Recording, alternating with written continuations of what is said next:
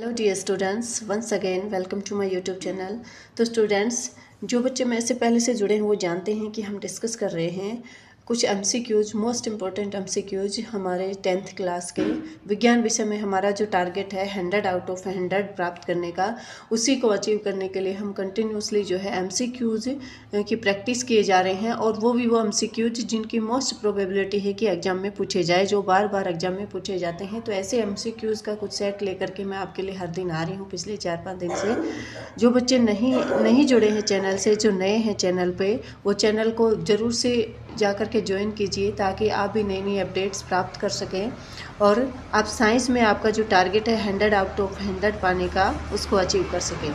तो शुरू करते हैं आज का वीडियो, जिसके अंदर मैं कुछ और महत्वपूर्ण एमसीक्यूज लेकर के आई हूँ जो डिफरेंट क्वेश्चन पेपर में बार बार पूछे गए हैं। डिफरेंट ईयर्स के पेपर्स में बार बार रिपीट किए जाते हैं, उनको आज फिर मैं लेकर के आई हूँ। उनमें से कुछ क्वेश्चंस फिर लेकर के आई हूँ जिनको डिटेल में हम डिस्कस करने वाले हैं। तो देखिए, पहला क्वेश्चन है, श्वसन की प्रक्रिया है। श्वसन की जो प्रक्रिया है वो कौन सी प्रक्रिया है? ऑप्शन दिए हैं, एक उपचयन अभिक्रिया जो ऊष्माशोषी है, एक अपचयन अभिक्रिया जो ऊष्माक्षेपी है। देखिए, श्वसन की जो अभिक्रिया होती है उसमें हम जानते हैं कि इस अभिक्रिया के अंदर ऊर्जा मिलती है हमें, है ना। श्वसन का मतलब क्या होता है? खाने का ऑक्सीडेशन, मतलब खाने का ऑक्सीजन के साथ अभिक्रिया करके टूटने की जो प्रक्रिया है जिससे हमें ऊष्मा मिलती है, ऊर्जा मिलती है, उसे हम श्वसन कहते हैं।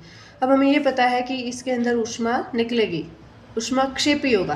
तो दो ऑप्शन तो आपके जो है पहले ही गलत हो जाते हैं कि ये ऊष्माशोषी होगा। शोषी बिल्कुल भी नहीं होगा, क्योंकि श्वसन की प्रक्रिया के अंदर ऊष्मा निकलती है, ऊर्जा हमें मिलती है, एनर्जी मिलती है, तो ये ऊष्माक्षेपी होगी। अभी अपचयन है या उपचयन है, तो देखिए उपचयन की अभिक्रिया वो अभिक्रिया होती है जिसके अंदर ऑक्सीजन का प्रयोग किया जाता है, ऑक्सीजन जुड़ती है। तो यहाँ पे ऑक्सीजन की उपस्थिति में भोजन का डिकम्पोजिशन होता है। तो ये क्या है? एक उपचयन अभिक्रिया है जो ऊष्माक्षेपी है। तो इसका ये आंसर राइट हो जाएगा। अगला प्रश्न पूछा है, PbSO4 का PbS में परिवर्तन होगा। PbSO4 है, उसका PbS में परिवर्तन होने की प्रक्रिया को क्या कहते हैं? देखिए, यहाँ ऑक्सीजन निकल रहा है, ऑक्सीजन का रिमूवल पाया जा रहा है, और जहाँ ऑक्सीजन का रिमूवल पाया जाता है उसे हम क्या कहते हैं? अपचयन अभिक्रिया कहते हैं। तो क्या हो जाएगा? PbSO4 का अपचयन। अगला जो प्रश्न है वो पूछा है आपसे, जल या भाप के साथ अभिक्रिया नहीं करने वाली धातु। वो धातु जो जल या भाप के साथ अभिक्रिया नहीं करती, तो वो जो धातु होती है आयरन, जिंक, एल्युमिनियम, वो होती है कॉपर। कॉपर धातु बहुत कम अभिक्रियाशील होती है और वो जल और भाप के साथ अभिक्रिया नहीं करती है। नेक्स्ट जो क्वेश्चन आपसे पूछा है वो पूछा है, अम्लराज यानी एक्वारेजिया क्या है? तो एक्वारेजिया क्या होता है? सांद्र HNO3 और सांद्र NaCl, ठीक है। सांद्र HNO3 और सांद्र HCl, NaCl नहीं है, HCl होता है, HCl होता है। सांद्र HNO3 और सांद्र HCl यानी नाइट्रिक अम्ल और हाइड्रोक्लोरिक अम्ल का 1:3 के अंदर जब उनको मिला दिया जाए तो क्या बनता है? एक्वारेजिया बनता है। तो ये होता है एक्वारेजिया। ये बहुत इंपॉर्टेंट क्वेश्चन है, बार बार पूछा जाता है। तो ये होता है एक्वारेजिया, जो सोने तक को अपने अंदर पिघला लेता है। ये एक ऐसा विलयन होता है, ऐसा घोल होता है जो सोने को भी पिघला लेता है। अगला जो क्वेश्चन आपसे पूछा है वो पूछा है, एसीटोन CH3COCH3 का IUPAC नाम क्या है? देखिए, एसीटोन है, इसका IUPAC नाम पूछा है। तो यहाँ पे देखिए, हम देख रहे हैं समूह क्या है? C डबल बॉन्ड O, और दोनों तरफ कार्बन लगे हुए हैं। कार्बन की चैन हो सकती है या कार्बन लगे हुए हो सकते हैं। तो हम जानते हैं वो कीटोन समूह में आता है। तो कीटोन का समूह लगा है यानी पीछे नॉन लगेगा, और 3 कार्बन है, 1 2 3, 3 कार्बन देखते ही हमें पता लगता है कि प्रोप है। तो क्या हो जाएगा? प्रोपेनॉन। ये क्या है? इसका IUPAC नाम क्या है? प्रोपेनॉन। तो एसीटोन का IUPAC नेम क्या होता है? प्रोपेनॉन।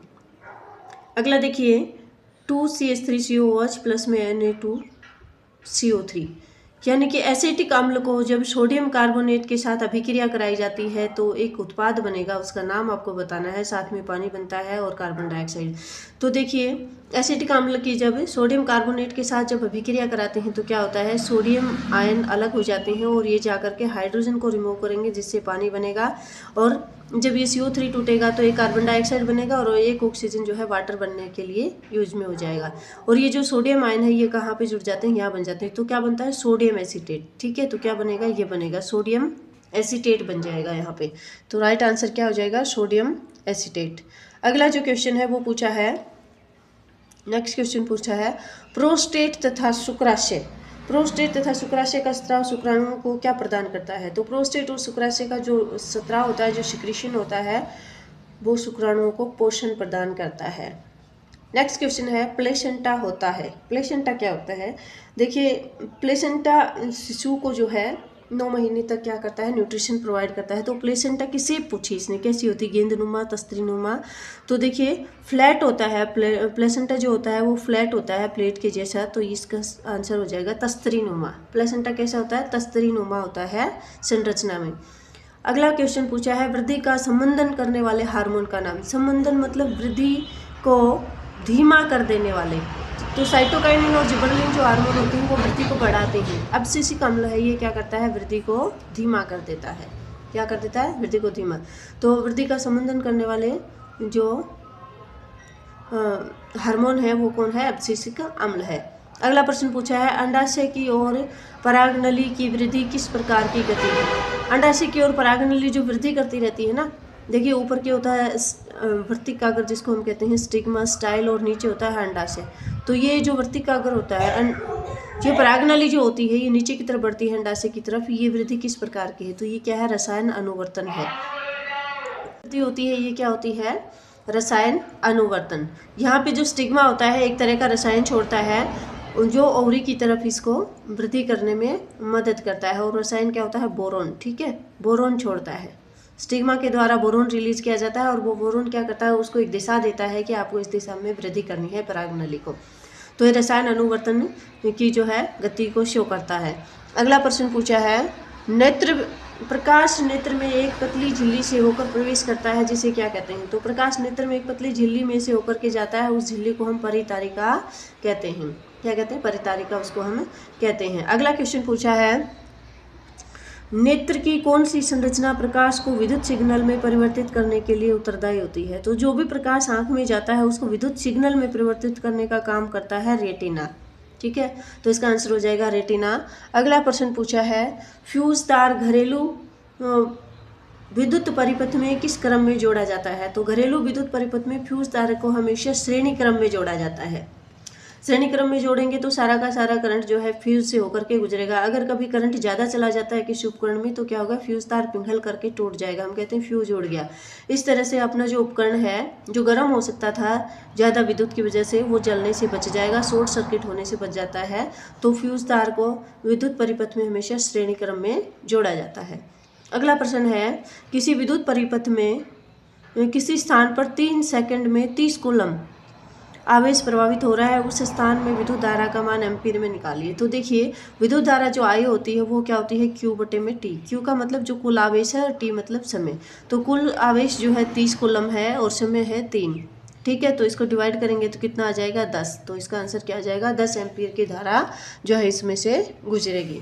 अगला प्रश्न पूछा है प्रेरित धारा की दिशा निम्न में से किससे प्राप्त होती है? तो जो भी इंड्यूस्ड करंट होता है यानी जो प्रेरित धारा होती है उसकी दिशा ज्ञात करने के लिए हम फ्लेमिंग के राइट हैंड रूल को यानी दक्षिण हस्त नियम से इसका पता हम करते हैं। ठीक है, नेक्स्ट क्वेश्चन है विद्युत तथा चुंबकत्व के मध्य संबंध की खोज किसने करी? देखिए विद्युत क्या बताया कि विद्युत जब भी गुजरता है किसी तार में से तो वहाँ चुंबकीय क्षेत्र उत्पन्न हो जाता है। ये जो संबंध है ये किसने खोजा था?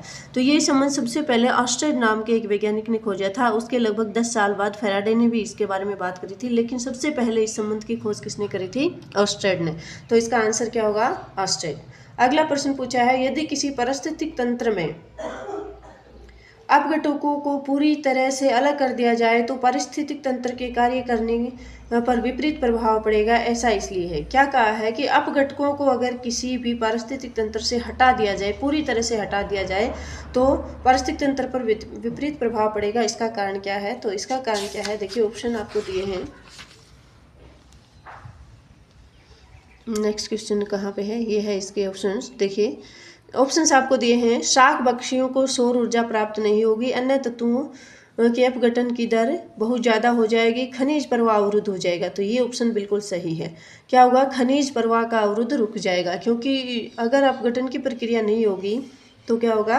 वो जो खनिज तत्व हैं जो मिट्टी में जाने वाले थे वो दोबारा से मिट्टी में नहीं जा पाएंगे और उनका प्रवाह जो है अवरुद्ध हो जाएगा।